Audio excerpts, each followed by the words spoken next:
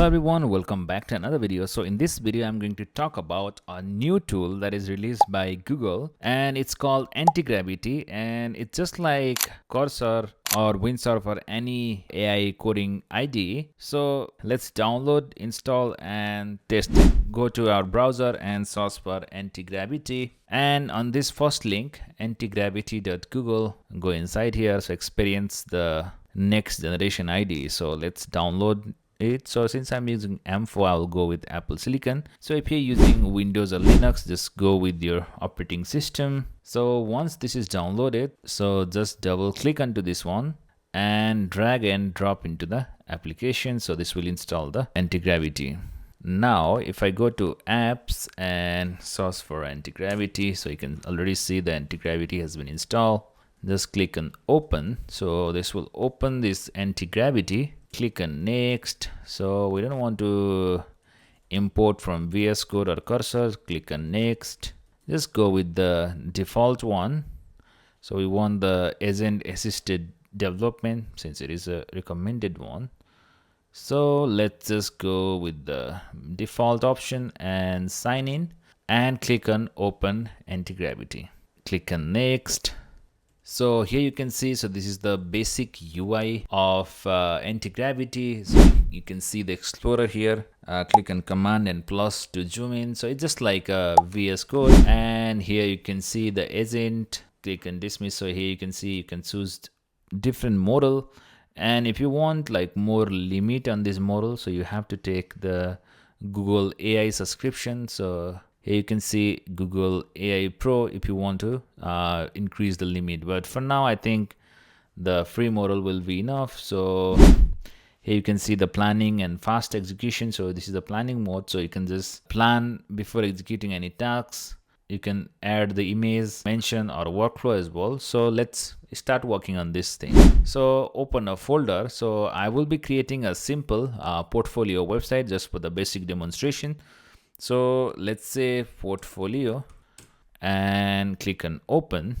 So let me trust the other. So now let's go inside this agent here. Now let's try to say create a basic portfolio website using React, and we want to choose Gemini High since this is from Google. So let's go with the Gemini model and click send, and let's see how this does. And we will be customizing the website with our needs. So first of all, let's give it to create a basic one. But before using the React, so you need to make sure that you have installed Node and npm. So to check that, just type npm. So if you see like npm-v some version, so npm is installed. So if you haven't installed, so install that one. You have to also install Node. So once you install Node, the npm will be automatically installed. So now here you can see, so the plan is approved. So this is asking me to create a React project with npm.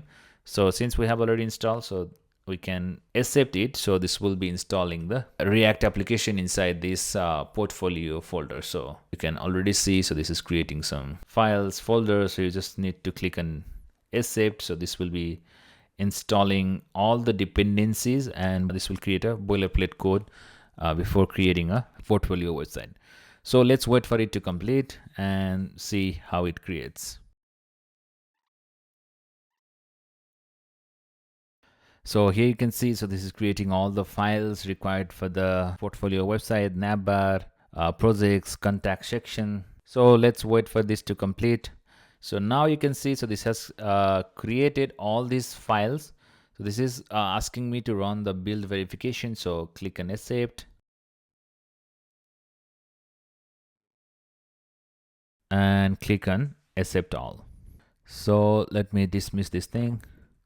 So here you can see I have created a portfolio website with the premium dark mode design. So you can preview it by running npm run dev. So now this is saying me to run npm run dev, and so this is running on 5173. So let's click to open. Here you can see, so this is the basic portfolio. So you can see view work, projects, contact and home. So let's see if this is a responsive one or not. it's not good for the all devices, so let's ask it to make it more beautiful one in the responsive design. So let's say make it responsive as well with drop down navbar. So let's see how it makes a responsive drop down navbar. It's implementing the plan, so I don't know what it did for the plan. So updating task list and implementation plan for the mobile responsiveness. So you can see the plan, initialize the project, set up a basic React structure. Here you can see, so these are all the tasks that has been done by this agent. You can see, so this is doing some changes. It's pretty good. Like, I don't think this kind of feature is available on Cursor, but I like this one. This is saying this has updated it to the responsive one. So let's see again. So here you can see, so now you can see the drop down, and this is working well.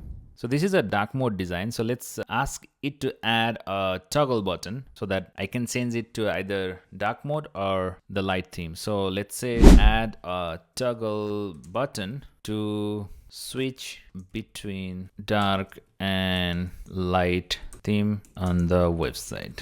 So let's click enter and let's see how it does. If you want the fast execution, so you can just go with the fast execution. So you don't need to put the plan, but if you put the plan, so this will do the proper analysis of the website according to the project structure or like whatever changes it has to do. So I think it's good to go with the planning every time.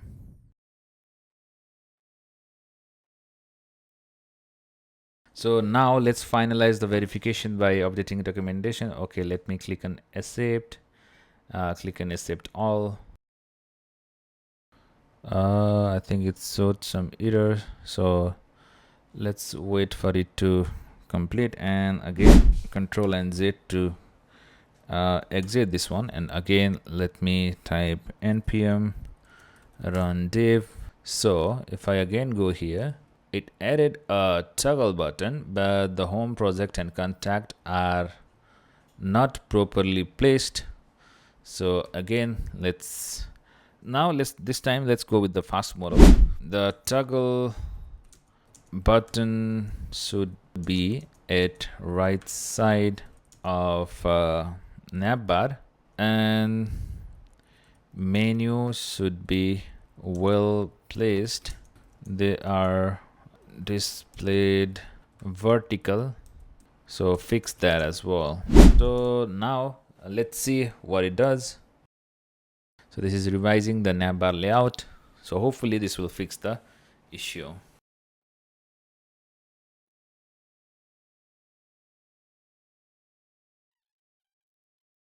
Okay, so again click on accept and accept all.